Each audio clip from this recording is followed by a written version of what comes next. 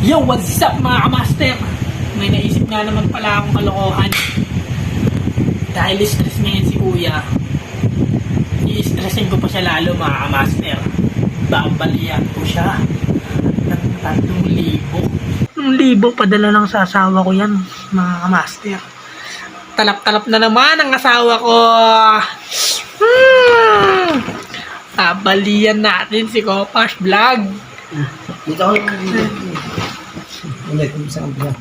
Titignan mo kung anong reaction niya mga kamaster. Antayin natin siya pumasok dito mga kamaster. Titignan ko kung anong magiging reaction niya, kung malunumbay ba o okay lang sa kanya. Tignan natin kasi stress na nga siya, di ba? Bago sasabayan mo pa.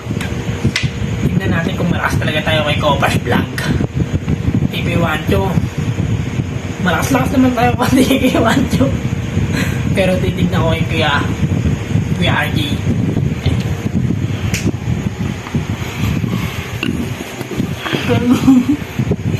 Bali, nagpapahinga na siya mga master. Pero susubukan ko lang mga master. Tignan natin mga master. Samahan niyo mga master. Balihan ko siya mga master.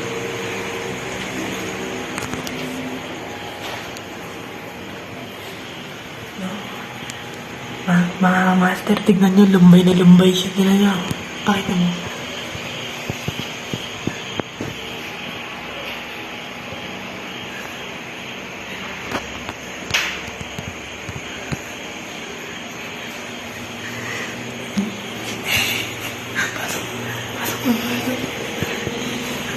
Lumbay na lumbay. Ikat na diba? Nakagalan ako.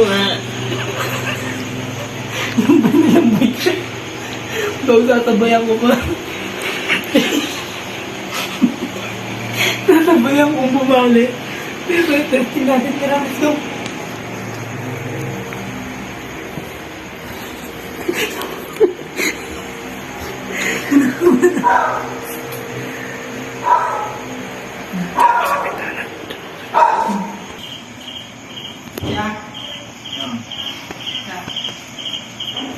Balik na ako.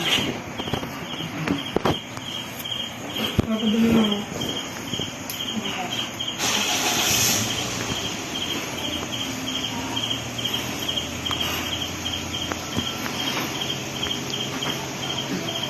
Kung asan yung buko, yung ano?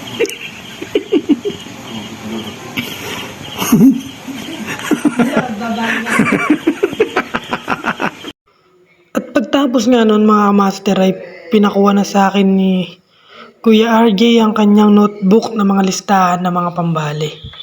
Bali nilista niya ang bali ko.